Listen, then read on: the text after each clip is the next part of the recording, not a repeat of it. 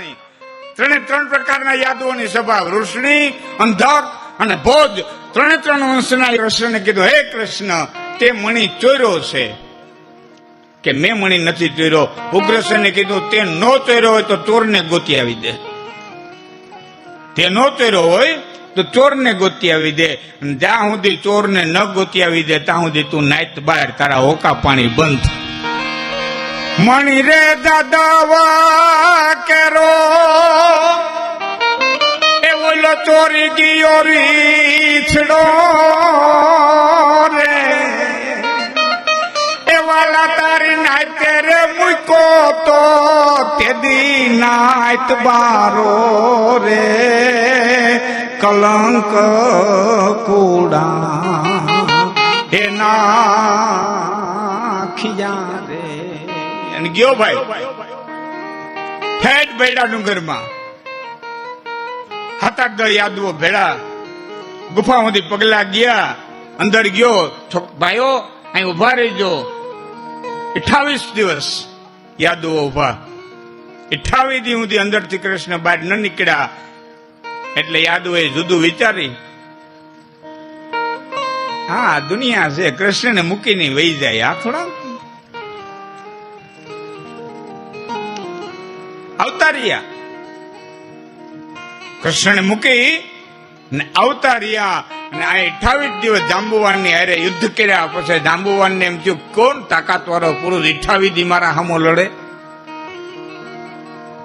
જાંબુવાને પોતાની આંખ વીતી અને ભગવાન રાઘવેન્દ્ર સરકાર રામચંદ્રજીને કૃષ્ણના સ્વરૂપની માલિક કરી, ઓહો મારા નાથનો બીજો અવતાર થઈ ચૂક્યો છે. ટૂંકમાં મણી દીધો, જાંબુવંતીને પરણાવ્યા અને એ બરડા ડુંગરમાંથી મણી અને જાંબુવંતીને લઈ અને અહીંયા આવ્યા. સત્રાજીતને મણી દીધો. હવે સાંભળજો,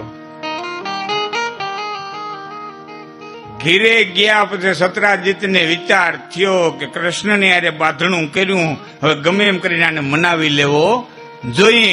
એટલે બીજી દી પોતાની દીકરી સત્યભામા અને મણી બે લઈ અને કૃષ્ણ પાસે જઈને કીધું, કૃષ્ણ મારી ભૂલ થઈ ગઈ હતી, મેં તારી માથે આડવો ડાળ્યું, પણ હે યદુપતિ, હે 56 કોટી યાદવોના ધણી, હું 2 હાથ જોડી તારી માફી માંગુ છું. એટલું જ નહીં, પણ મારી દીકરી સત્યભામા તારી હારે પરણાવું છું અને કરિયાવરમાં આ મણી દઉં. એટલે કૃષ્ણે કીધું, સત્યભામાનો સ્વીકાર કરું તો મણી લઈ જા પાછો. કે કેમ? કે નાયતને ન પૂગું.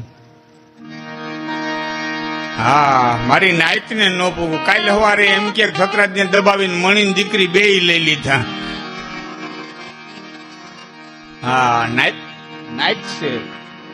પાંડવો લાખાગ્રહની માલિક બળી ગયા. એ સમાચાર દ્વારિકાની માલિક આવ્યા. એટલે ફૂઈના દીકરા લાખાગ્રહમાં બળી ગયા. એવા સમાચાર સાંભળી અને કૃષ્ણ અને બળભદ્ર બંને વિશ્વની પાસે ખરખરો કરવા માટે થઈને ગયા. ગામડાની ભાષામાં ખરખરો કરવા ગયા. આ અક્રૂરે કૃતવર્માને કીધું, કૃતવર્મા હવે વેત છે. કે કેમ? કે કૃષ્ણ અને બળભદ્ર બે હસ્તિનાપુર ગયા, દિલ્હી ગયા, આવતા બહુ વાર લાગશે. હવે તારે મણી જોતો હોય તો સત્રાજીત એકલો છે. સાહેબી સત્રાજીતને મારી અને કૃતવર્માએ મણી લઈ લીધો. અને આ સત્યભામાને ખબર પડી કે મારા બાપનું ખૂન થયું. વૈદ્યોને બોલાવ્યા, હુડી બનાવી, તેલ નાખ્યું, ઔષધિને. સાહેબ આ સાયન્સ ભારત પાસે હતું. યુવાનોને કહું છું, આજ કોઈ આમાં ગોવા કેટલા ગયા? ઊંચો વાત કરજો કોઈ ગયા હોય તો. ગોવા, મડગાંવ, પણજી, હા ત્યાં સત છે સેન્ટ ઝેવિયર્સનું. સેન્ટ ઝેવિયર્સની લાશને રાખવામાં આવી છે. 400 વર્ષ થયા. આજી લાશ એવી ને એવી છે. 400 વર્ષ થયા. આ સાયન્સ અંગ્રેજો પાસે નહોતું, આ ભારત પાસે હતું. સત્યભામા બાપની લાશને રાખીને ગઈ. સત્યભામા બાપની લાશને હુડીમાં રાખીને ઠેર હસ્તિનાપુર ગઈ. અને કૃષ્ણ પરમાત્માએ કીધું, સત્યભામા ઓચિંતાના તમે? કે હા. કે કેમ? મારા બાપનું ખૂન થયું છે. કોણે કર્યું? કે કોણે કર્યું એ ખબર નથી, પણ અહીંયા એટલે ત્વરિત કેમ આવ્યા? કે હું તેડવા આવી છું. કે કેમ? કે મારા બાપના મારતલને મારીને ત્યાં સુધી મારા બાપની લાશને અડવા ન દઉં. હા, ભારતની આર્ય નારી સાહેબ સત્યભામાની વાતને હું 1 મિનિટ બાજુમાં રાખું છું. યુવાન મિત્રો માટે થઈને એક બીજી વચ્ચે વાત કરી દઉં છું. આ તાકાત આ દેશની. કદાચ તમને સત્યભામા 5000 વર્ષનું પાત્ર લાગે, પણ હું તમને નજીકનું પાત્રની વાત કરું. આમાં દેવ ગયા કોઈ? દાંત કેવા આવી જાય કા? દેવનું નામ પડે દાંત કેવા આવે? હું એ માટે નથી કહેતો. દેવજી પોતાનું 4 વ્હીલ લઈને ગયા હોય તો ભલે કદાચ ને જોવા ન મળે, પણ બસમાં ગયા હોય તો જોવા મળશે. દીવનું બસ સ્ટેન્ડ જોયું કોઈ? નથી જોયું. જોયું ને આપે? હા, દીવના બસ સ્ટેન્ડ માટે બોર્ડ લખ્યો છે જેઠીબાઈ બસ સ્ટેન્ડ. સામાન્ય બાઈ. હા, યુવાનોને ખબર પડે. નાનકડી વાત કરું ઝપટથી. કચ્છની આ બેને જે કપડા પહેર્યા ને, કચ્છની બાંધણી, કચ્છનું ભરતકામ, કચ્છનું છાપકામ એ વખણાતું. અને એ ખત્રિયાણીને એમ થયું કે વિદેશને વેપાર કરવો હોય તો કચ્છ માંડવી બંદર તો બરોબર છે, પણ સૌરાષ્ટ્રમાં કોઈ જગ્યાએ કારખાનું નાખ્યું હોય તો વિદેશ સાથે વેપાર થાય. અને પોતાના કારીગરોને કચ્છમાંથી લઈ અને દીવ આવીને પોતાનું કારખાનું નાખ્યું. ત્યાં છાપકા મકાવે. એમાં કાના નામનો મજૂર એક દી આવ્યો નહીં, બીજે દી આવ્યો નહીં. જેઠીભાઈ બીજાને પૂછ્યું કે કેમ નથી આવ્યો કાનો? કે કાનો બીમાર છે જેઠીભાઈ, એનો જીવ નથી જાતો. કે કેમ જીવ નથી જાતો? કે ખબર નહીં, એનો જીવ આવે જાય આવે જાય આવે જાય. જેઠીભાઈ ગઈ, ભાઈ બીમાર છો?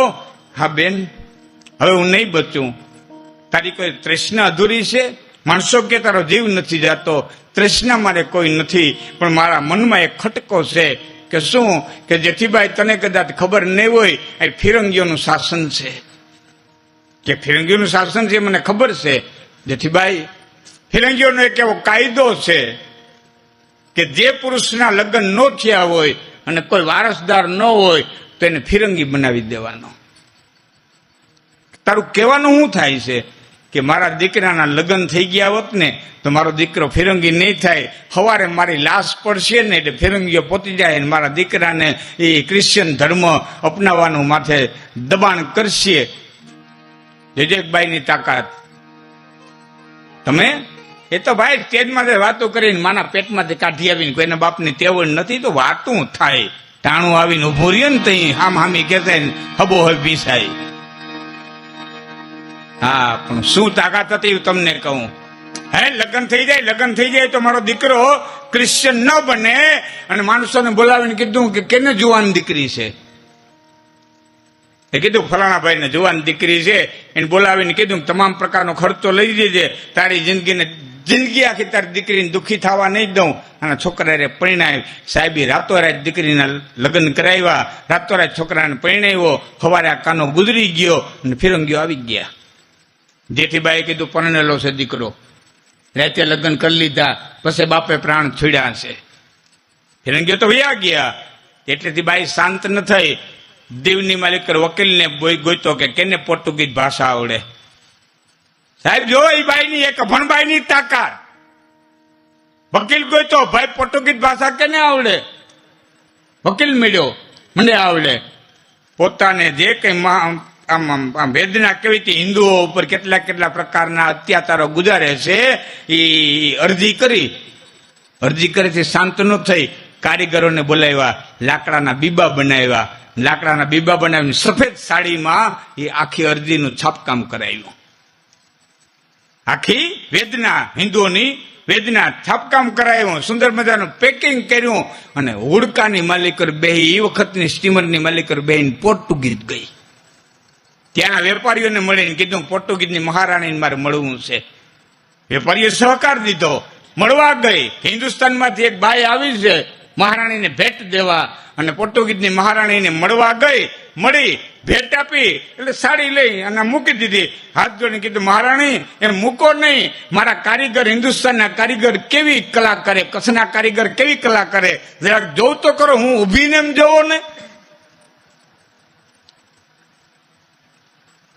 હું ઊભી એમ જોવો.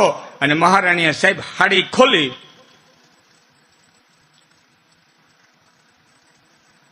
આમ હાડી ખોલી હિન્દુઓની માથે ક્રિશ્ચિયન લોકો છે કેટલા કેટલા પ્રકારના કાયદા કર્યા છે, કેટલા કેટલા પ્રકારના અત્યાચારો ગુજારે છે, એ આખું વર્ણન એને પોર્ટુગીઝ ભાષાની માલિક વાંચ્યો અને પોર્ટુગીઝની મહારાણીની આંખમાંથી દડ પાણી પડવા માંડ્યા કે આ કાયદા બનાવ્યા છે, ફિરંગીઓ આ કાયદા બનાવ્યા, હા મહારાણી મારા હિન્દુઓની માથે આ કાયદા કર્યા છે. એ કોર્ટની માલિકો કેસ કર્યો, સાહેબ કેસ જેટીને આવી એટલું નહીં, અમે ક્રિશ્ચિયન બનાવી દેવાના કાયદા ન્યાની કોર્ટ પાસે નષ્ટ કરાવીને આવી એટલું નહીં, પણ દર રવિવારે ફિરંગીઓએ જેઠીભાઈના ઘેરે બિંગલવાજા વગાડવા જવાના આ માન કરીને આવી હતી. એક અભણ ખત્રિયાણીને ઘેરે અંગ્રેજો બિંગલવાજા વગાડવા જાય દર રવિવારે.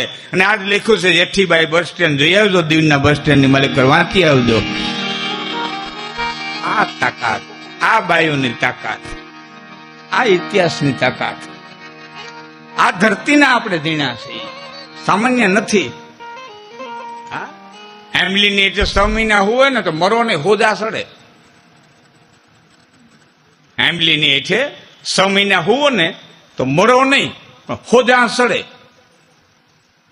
હવે 6 મહિના હોતા હોય ને જો હોજા સડાવી દેતી એના ઝીણામાં શું હોય? ખાટા બડા જેવા 100 ફૂટ હૈણાયું બંધ કરાવે. હા 100 ફૂટ છેટા એટલે કીધું ધરાવીને ધાનના નિપુદે ગાઈ શકે મામા કૃષ્ણ પાસે. અને ત્રૈત્ર દોડી સત્યભામા અને બળભદ્રને બેને દ્વારિકા સત્યભામા લઈ આવ્યા. અને લઈ આવ્યા પછી કીધું મારા બાપની અંતિમ ક્રિયા પછી કરવા દો, મારા બાપના માર્તલને ગોત. અને ભગવાન કૃષ્ણે ગુપ્તચરોને મોકલા, તપાસ કરો કોણે માર્યો, કે કૃતવર્માએ. આ કૃતવર્માને ખબર પડી, અક્રૂર પાસે આવ્યા કે કૃષ્ણ આવી ગયા. હવે અક્રૂર કે હવે તારા ભાઈ પડે, જો આવું છે, હા ટાણું આવે તે કહી દઈએ ભાઈ પડે. કૃષ્ણ આમું ન થવાય, ભાઈ પડે, પણ નહીં મણી મૂકતો જા. મણી અક્રૂરને ઘેરે મૂક્યો, સત્યભામા ભાગ્યો. પાછળ કૃષ્ણ ને બળભદ્ર અઘોર જંગલની માલિક ગયા. રથ હાલે એમ નતો, ભગવાને રથ મૂકી દીધો, પગપાળા કૃતવર્માની પાછળ દોડ્યા. એને હારો હાર પાછળ બળભદ્ર, આગળ કૃષ્ણ. અને ભગવાનને એમ થયું કે હવે કદાચ જાળીમાં વયો જાય, કૃતવર્મા પકડાય નહીં. આટલો પલો કૃતવર્મા ન રહ્યો. અને ભગવાન સુદર્શન ચક્ર મૂક્યું, ચકા ચકા ચકા ચકા ચકા ચકા ચકર ફરતો કૃતવર્માના ધડથી મસ્તકને જુદું કરી અને ચક્ર કૃષ્ણની પાસે આવ્યું. ભગવાન કૃષ્ણે તપાસ કરી આખો કૃતવર્માને જોયો, વાઘા જોયા, મણી નો મળ્યો. બળભદ્ર પોતી ગયા, ભાઈ શું થયું? એ કે ખોટો માર્યો. કે કેમ? કે આખો તપાસ્યો, આમાં કે મણી ન મળ્યો. બળભદ્રને શંકા ગઈ કે મણી કૃષ્ણે લઈ લીધો પણ મારી પાસે ખોટું બોલે. આ તાકાત માયાની માલિકો, કૃષ્ણ માથે શંકા. સાહેબ શંકા ગઈ એટલું નહીં, પણ બળભદ્રે કીધું મારે દ્વારિકા નથી આવવું, મારે જનકપુર જવું છે. એમ કરીને રિહાય અને બળભદ્ર જનકપુર વયા ગયા. દુર્યોધન ગદાયું જનકપુરની માલિકો શીખવું હતું. મારે પ્રસંગ એટલો જ કેવો હતો કે આમાં આ તાકાત છે. અમારે ભાઈને ગુમડું થયું હતું, 2 જણ શ્યાર આવે ખબર કાઢવા, 2 જણ શ્યાર આવે. એક દી આનંદને કીધું કે એલા ગાંજા કે હા, કે ગુમડું ભારી થયું મારી નાખે. ઓહો બાપુ ગુમડું મારી નાખે? ગુમડું નહીં મારી નાખે, નાયત મારી નાખશે. હા નાયત ગંગાનો પ્રવાહ છે પણ હાકર પકડી નવાય. નાયત ગંગાનો પ્રવાહ છે એમાં ના નહીં, પણ હાકર પકડી નવાય, નકર નાયત કઈ તાણી જાય.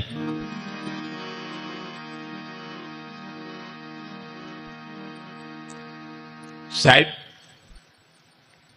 એ કૃષ્ણ, હવે સાંભળજો, આમાં હું તાકાત છે હું તમને કહેવા માંગુ છું.